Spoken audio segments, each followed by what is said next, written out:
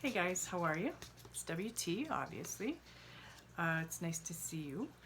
And I just want to let you know first off that I have lots of notes to go over with you. And I want to keep myself on track, so I wrote everything down.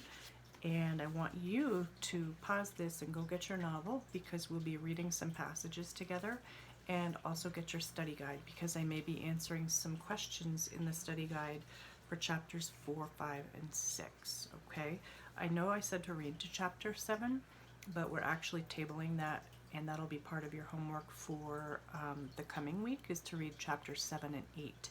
Then we're going to do 9 and 10, and then 11 and 12, and whew, we'll be done the novel, so it'll go quickly.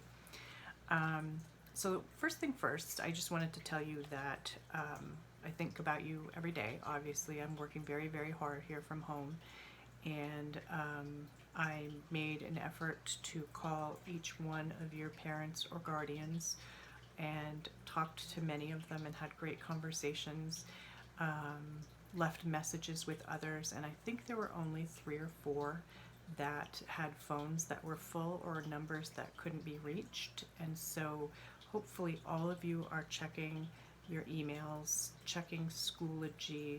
I haven't been onto School Tool, and we're looking at how to transfer grades into comments on School Tool, so don't worry about that now. But I'm cozy at home, living with my family. I'm living with my 2 sons and my husband and my dog Annie Rose and my son's cat Mozzie right now, and doing pretty well. I have my moments. I get overwhelmed, I get anxious, probably like you. I get a little bored, sometimes I get a little irritable. I'm feeling all the feels. My daughter is out there in the working world still, and so she's staying at her apartment, and I do miss her. So the hardest part, I think, so far is for me to find balance, because I'm not at school and I miss it. I miss the social interaction with you and with my friends. I miss teaching, and I didn't realize how much I would miss a schedule, but I do. And without a schedule, I find that I am definitely working too much, and I'm eating a quick lunch and I'm eating a quick dinner, and then I'm back in the office and doing more work. So the last few days I finally started to put a time limit, and I'm out of my office by 8 p.m. and trying to relax for 2 or 3 hours before I go to bed. But I've got to find that balance. I started going for walks, but then the last 2 days have been so gloomy and rainy, so I haven't been able to walk the last 2 days. But I hope that you're finding a balance. I hope you're not playing too much and you're not working too much and you're not eating too much. That I hope you find a balance of all of those things. So let me start into our business and talk about something called an instructional routine, which you may have seen yesterday, but this is what it looks like, this piece of paper, and I'm going to post that on Schoology. Each teacher in our entire district was asked by administration to fill out this instructional routine, which includes everything that you need. It's got your homework on it, any videos on there, all of that stuff. And I'll be communicating with you through email and through Schoology and this weekly video. So with this routine, okay, it's got a checklist on it, and the checklist that I post will tell you everything that you need to do for the upcoming week. It's got something new that's called a daily discovery, and we are going to be doing an illusion a week, and I'll explain to you what an illusion is in a little bit. And then it's got our content chunk, and our content chunk is actually this video where we will be discussing together Lord of the Flies. This week is chapter 4, 5, and 6. And then it's got choice and exploration, which is really just homework, except the cool part is you get to choose out of some options how you want to participate in doing your homework for the week. So that's what this looks like. I'm just going to put it aside so I don't get it mixed up with my paperwork, and I'm going to check that off that I've talked about that. So let's talk first about our daily discovery, which are illusions. And illusions are pretty cool. We used to teach them in 10th grade, but then we decided to cut them out of the curriculum in order to teach more poetry, which was on, poetry is on the Regents exam, much more than illusions are. So, but illusions are really important to understand. And I'm going to read a definition of illusion, read you some examples, and then I will tell you what the illusion of our week is. Let me just put my camera down a little bit. So an illusion, hopefully this definition doesn't confuse you, but I'll explain it, is a brief and indirect literary reference to a person, a place, a thing, an idea of historical, cultural, religious, or political significance. It doesn't describe in detail the person or thing to which it refers. It's just a passing comment, and the writer expects the reader to have enough knowledge to spot the allusion and grasp its importance in the text. We use allusion in writing to make the writing more interesting and vibrant. We also use them in everyday conversation. So here are some allusions that you might hear in everyday speech. And one of these I know for sure, if you went to PHS last year, you'll understand. So some common allusions you might hear in everyday speech is somebody might say to somebody else, "Don't act like such a Romeo in front of her." That's it, okay? Romeo is an allusion. To what? Yep, Romeo and Juliet. So calling somebody a Romeo is calling them a lover or something like that. This one is from Greek mythology, and you may have heard of it before, but you may not know what it means. And if you don't, I really want you to look it up because it's super fascinating. The rise in poverty will unlock the Pandora's box of crimes. Okay, that's an allusion to one of Greek mythology's Pandora's box. Look it up. And the next one is a biblical allusion. This place is like a Garden of Eden. Okay, somebody might say something like that. And if you know what the Garden of Eden is, it's from the Bible, the book of Genesis, and then you'll go, oh, I know what they're talking about. Another one is a scientific allusion. Hey, guess who the new Newton of our school is? I got 100 on my test. Newton means genius student, and it alludes to the famous scientist Sir Isaac Newton. So that's what an allusion is. That's what it looks like in everyday speech. And the one that we're going to study today is called the blind leading the blind. And you may have already heard of it before, but you might not know what it means. So this allusion actually is Hindu in origin, but then also is Christian. It's seen in the Christian religion. So it draws on the words of Christ as recorded in the Bible from the book of Matthew.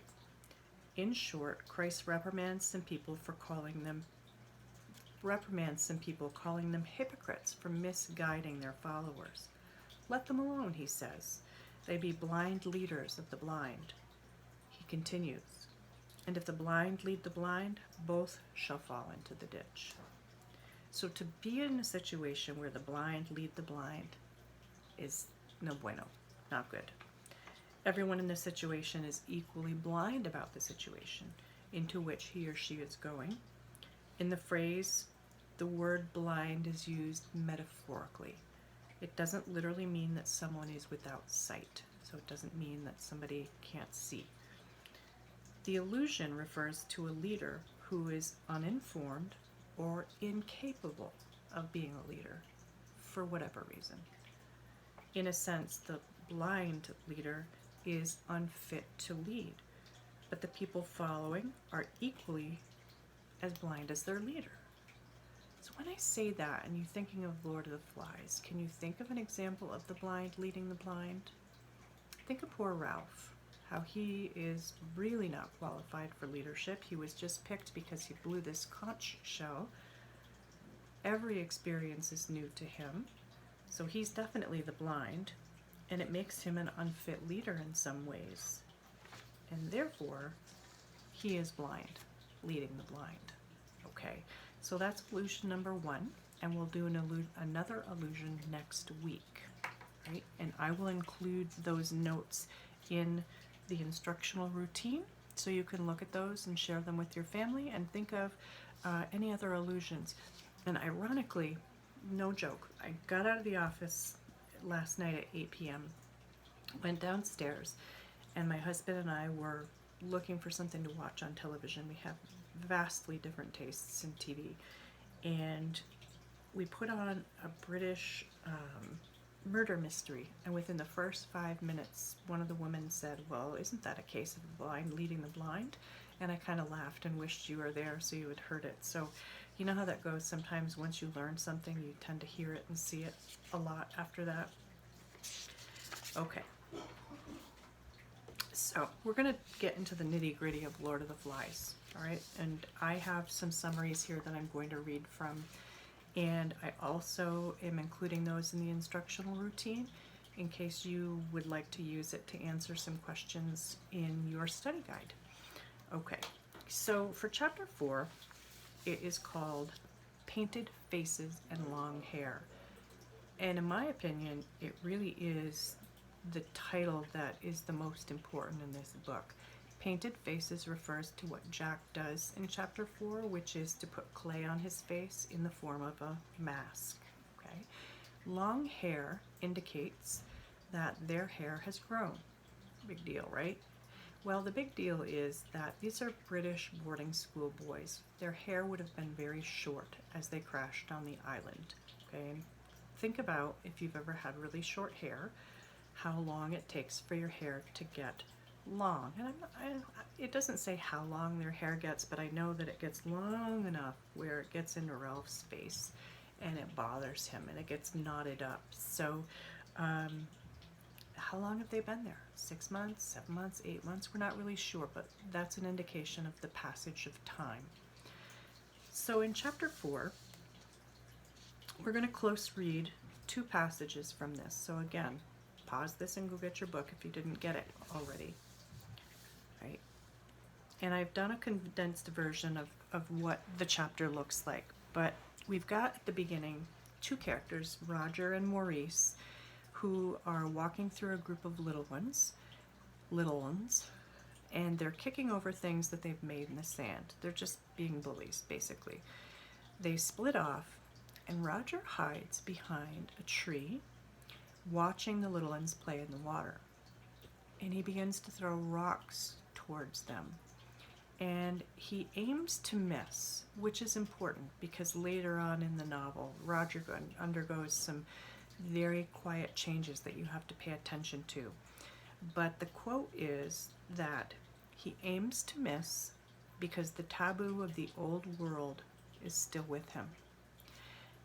So he doesn't aim to hit the little kids because he's still civilized in a sense. So part of this novel is the juxtaposition of civility or being civilized and being savage. And right now we see the conflict between Ralph and Jack and how one represents civility and one represents savagery. And are they going to go in the same direction? Are they going to go in different directions? We'll see. But Jack comes up behind Roger and he asks him to come watch as he puts on a mask to paint of painted camouflage in order to hunt pigs better. And Jack smears the clay on his face. And it says the mask is a thing of its own, behind which Jack hid, liberated from shame and self-consciousness. The mask allows Jack to not worry about rescue and what he knows is right. Behind it, he can do what he likes. And we're going to talk more about masking in a minute. Later in chapter 4, Ralph and the rest of the boys are swimming in the bathing pool, and smoke is spotted on the horizon. Ralph looks to the mountaintop, but the signal fire has gone out, and you know how hard Ralph has worked to keep that signal fire going. Running up to the summit, with the others following, Ralph reaches the top, and the fire is dead. The watchers aren't there. Jack and a crowd of hunters move up to the summit of the mountain, and they're carrying a dead pig, and they're stoked. The hunters are excited about their first kill, and they're super excited and talking about Ralph and trying to explain it. And none of them care that the fire has gone out. And what do we know? That the fire went out, and while the fire was out, a ship went by. And why is the fire important? To produce smoke. And why is the smoke important? As a signal. Okay, so we can signal ships so they can get off the island. Jack loses sight of that. He loses sight of what's important, which is getting off the island, rescue, going home. And there's only a few boys clinging to this, even in chapter 4. And there's 12 chapters in this book. When Ralph tells them that a ship passed, they fall silent. Jack tries to make excuses, and during Piggy's protests and lecturing, Jack punches him, and he falls to the ground. His glasses go flying, one lens is broken, and that's the lens that made the fire possible, and now they're broken by Jack. Jack apologizes about the fire, but Ralph is so ticked off. He is not accepting his apology. They relight the fire, and then they have a pig roast, and Jack hands out portions of meat to all the boys. And you can see his leadership really building here. He's got his own group of people now, except for Piggy. And so Ralph shares his portion of meat with Piggy, like a true friend would do. And Jack doesn't like that. He gets ticked off. So the tension is broken, and the story of the hunt is reenacted by the boys. Maurice pretends to be the pig, while the rest dance and chant around him. This is the first time the dance is performed. Ralph tells them that he is calling an assembly, even though it's dark out. And there's two things I want to talk about with chapter 4. I want to talk about the theme of masking and what masks are and do and why they're important in literature and in life. And then I want to read the section about the dance in chapter 4. So talking about masking, first of all, the first time, maybe not the first time, but I know you were all introduced to masking, the theme of masking in Romeo and Juliet at the masquerade ball. Well, think about times in your life when you've worn a literal mask. Halloween, costume party, during, I don't know, pep rally days, ways to hide your identity, your face, to disguise who you really are. So the concept of masks and masking is what we call an archetypal symbol. And what that means, it's not just an American symbol, it's a symbol that's found culturally throughout the world. Every culture has masks of some sort that they use for a variety of reasons, maybe funeral rites or wedding celebrations or religious celebrations. But it's kind of cool to think that every culture has some sort of mask symbology. Masks were used in early religious ceremonies and absolutely always in celebrations of joy. Masking is something that we do as humans. So a mask doesn't have to be physical, like you don't have to put it on your face. We mask our thoughts all the time. We mask our emotions all of the time. People ask you, how are you doing? And you could be miserable as all get out. And what do you say? I'm fine. Thank you. Thank you for asking, how are you? Okay, when inside maybe you feel like you're not doing so hot. We use masks to protect ourselves physically and emotionally. Think about Knights of the Round Table and coats of armor and the masks that they put on with the helmets over their head. And we use invisible masks to protect ourselves and our heart emotionally. Masks can hide or alter our identity. And that's why some people love masks and love to dress up and love costuming. What do masks do? They free us, okay? They provide freedom to behave in ways that we normally would not. So if you're introverted, you can be extroverted. If you are a rule follower, maybe you can be naughty. They definitely free our inhibitions. Masks can be, like I said, invisible. They can be physical, like actual things you put on. or painted on, in the case of Lord of the Flies and Jack, who paints his face with clay in order to mask his odor. The clay hides his odor, and also it hides him in the shadows more as he's hunting. Really interesting. Culturally, makeup is also considered a mask because you have your regular face that you wake up with, and then many people use makeup to change, alter, enhance their looks to a certain way, to a certain ideal. So one of your homework assignments deals with masking, and some of you may choose to play around with makeup a little bit, and I'll tell you more about that. So the other thing with chapter 4, you're going to need your book 4. I wanted you to go to page 75, and I know some of you have different page numbers, and the only way that I can explain this is that it's the last couple of pages of chapter 4, which is Painted Faces and Long Hair.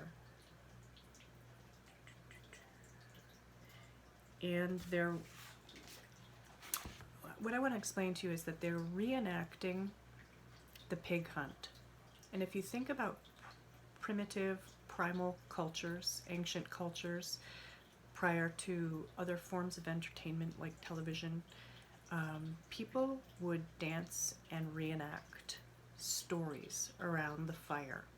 And so the boys are on the beach, they have a fire, and they are dancing and chanting, and they are reenacting this pig hunt. And I just want to read this little section.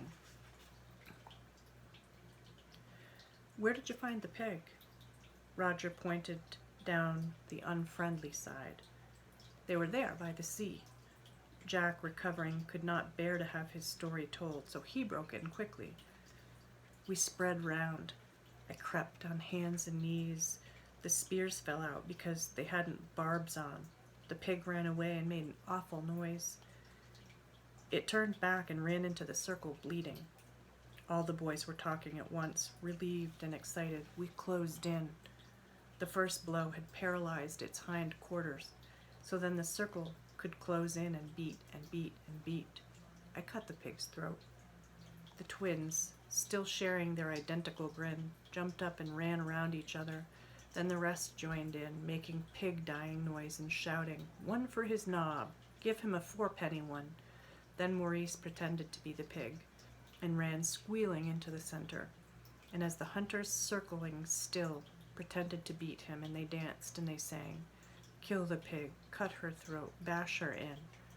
Ralph watched them, envious and resentful. Not till they flagged and the chant died away did he speak. "I'm calling an assembly." One by one they halted and stood watching him. "With the conch, I'm calling a meeting, even if we have to go on to the dark. Down on the platform when I blow it. Now." He turned away and walked off down the mountain. And I want you to watch in chapters 5 and 6 how the dances grow and how it feeds them, almost like a pulse, a rhythm. It definitely has a very primal feel if you're paying attention to it. So chapter 5 is called Beast from the Water. And we need to talk about beasts a little bit, okay? At the beginning of this book, there is a conversation about beasts being an animal, being the creeper things, being a snake thing, but they all have a different idea of what the beast is. But the beast is really their fears and the unknown. Is there a beast? I don't know. You tell me. So in chapter 5, they're all frightened of the beast, and the children have been talking about it. A large animal living on the island, and in reality it's something that resides in all of the kids. A dangerous sort of evil must be withheld. Ralph from the start has tried to hold back by laying down rules and organizing society. Nonetheless, none of the kids yet realize this, and the beast is manifested in their minds as an animal lurking on the island. Jack argues he's been everywhere on the island and has never seen a beast. Piggy gets up and makes a very important speech in which he states that there isn't a beast, at least not with claws, and all that. Also, there isn't no fear either unless we get frightened of people. Interesting thought, Piggy. Unless we get frightened of people. I don't know about you, but I'm starting to get a little bit frightened of the changes that are happening in the boys. A little one comes forward and talks of how he's been dreaming about fighting the creepers, and he saw something horrid in the forest. It turns out that the horrid thing was Simon, who had been returning from the clearing he likes to be at. Another little one comes forward, Percival, and explains another type of beast that he thinks he saw, a beast from water. And again, there's debate. And then Simon takes the conch and he says something very important. He says that maybe there isn't a beast. What I mean is, maybe it's only us. Simon begins to understand what the beast really is, but his is jeered at and will be jeered at for the rest of the novel. The debate continues and turns toward talk of the rules. Jack doesn't know why Ralph has the right to make up rules. He points out that Ralph can't hunt and he can't sing. Ralph counters that he was chosen, and that's reason enough. More arguing ensues.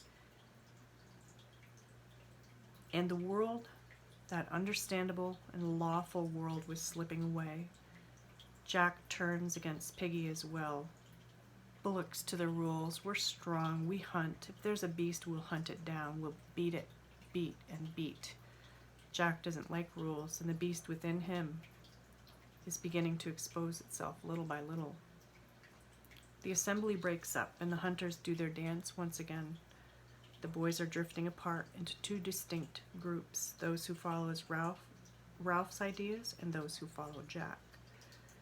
At the close of the chapter, Ralph, Simon, and Piggy are sitting on the assembly platform listening to the cries of the little one's nightmares. So chapter 5 is really sort of a chapter about conflict, and you can see it growing in each chapter. And chapter 6 is really interesting, and we're going to start by close reading the beginning of it together because you might have missed it, and it's super important that you don't miss it, so I want to go over it with you. This is called Beast from Air, and actually something comes from the air in this chapter. So at the beginning of chapter 6, it is page 95. There was no light left save that of the stars. When they had understood what made this ghostly noise and Percival was quiet again, Ralph and Simon picked him up unhandily and carried him to a shelter. Piggy hung about near for all his brave words, and the three bigger boys went together to the next shelter. They lay restlessly and noisily among the dry leaves, watching the patch of stars that was an opening toward the lagoon. Sometimes a little one cried out from the other shelters, and a big one spoke in the dark. Then they too fell asleep. So once they're asleep, this next section happens, and nobody is there to witness it. And you might have missed it too because it's just a small paragraph. A sliver of moon rose over the horizon, hardly large enough to make a path of light, even when it sat right down on the water. But there were other lights in the sky that moved fast, winked, or went out, though not even a faint popping came down from the battle fought at 10 miles height. So there's a battle up in the sky at night. But a sign came down from the world of grown-ups, though at the time there was no child awake to read it. There was a sudden bright explosion and corkscrew trail across the sky, then darkness again and stars. There was a speck above the island, a figure dropping swiftly beneath a parachute, a figure that hung with dangling limbs. The changing winds of various altitudes took the figure where they would, Then 3 miles up, the wind steadied and bore it in a descending curve round the sky and swept it in a great slant across the reef and the lagoon toward the mountain. The figure fell and crumbled among the blue flowers of the mountainside. But now there was a gentle breeze at this height too, and the parachute flopped and banged and pulled. So the figure, with feet that dragged behind it, slid up the mountain. Yard by yard, puff by puff, the breeze hauled the figure through the blue flowers, over the boulders and red stones. So I'm going to pause for a second. So after the boys have gone to bed, there is an airplane that's fighting with another airplane up in the sky, and a parachutist is let down, and he's dead, or unconscious at least, underneath a parachute that's falling to the island. Here the breeze was fitful and allowed the strings of the parachute to tangle and festoon, and the figure sat, its helmeted head between its knees, held by a complication of lines, so the parachutist is tangled up in the parachute lines. When the breeze blew, the lines would strain, and some accident of this pull lifted the head and chest upright, so that the figure seemed to peer across the brow of the mountain. Then each time the wind dropped, the lines would slacken, and the figure bow forward again, sinking its head between its knees. So as the stars moved across the sky, the figure sat on the mountain top and bowed and sank and bowed again. So if you can picture this parachutist that's dead and tangled up in the parachute, his head is between its legs, and the wind blows and fills the parachute, and then he rises up in the wind and then flops back down again. Okay, and this becomes important because some of the boys discover the parachutist, and then they have an actual beast on the island, the beast from air. So I want to read a little bit of the summary for Chapter 6 to answer some of your questions, and it'll help you with your study guide. So the two fighter planes are engaged in a nighttime battle over the island, more evidence that the world is at war. One of them is shot down and the pilot bails out, opens his parachute, but he's already dead. As the victor flies away, the dead man floats to the island, only to be caught on the rocks of the mountain. There he will stay for some days, slowly rotting. Presently, though, the twins, Sam and Eric, are on fire duty, and they have fallen asleep. They wake, relight the fire, and see the beast from air breathing in and out. They run to tell Ralph. As the sun is rising, an assembly is called. The kids all believe that they're now in terrible danger. Jack calls for volunteers to help him go to the top and kill it. A debate ensues, and it's determined that the beast does not leave tracks and moves by swinging through the treetops, which is why Jack has never seen traces of it. It's decided that a party of hunters, plus Ralph and Simon, will go to hunt the beast. Piggy's left on the beach with the little ones. They will first check the only place on the island that no one has been to, a place called Castle Rock. It's described beautifully by William Golding, and it becomes a super important fortress for Jack's group. If the beast is not there, then they will check the mountain and relight the fire. They trek to the castle and discover there's nothing there. Jack exclaims that the rock would make a great fort, and he and his hunters proceed to push a boulder in the sea. Ralph breaks up the fun, and they start the journey up to the mountain. And so that closes those chapters. If you have any questions for me, you can email me at any time, no worries. Okay? I want you to continue doing your study guide. And for next week, you have to read chapters 7 and 8. And some of you already read chapter 7, so that means you just have chapter 8 to do. Remember, you can listen to it on YouTube, free audio version, and I don't mind you if you do that. The only problem that you have is that when we do a close reading, you won't have your book to follow along with if you're listening to it. So choice and exploration, what is that? All right.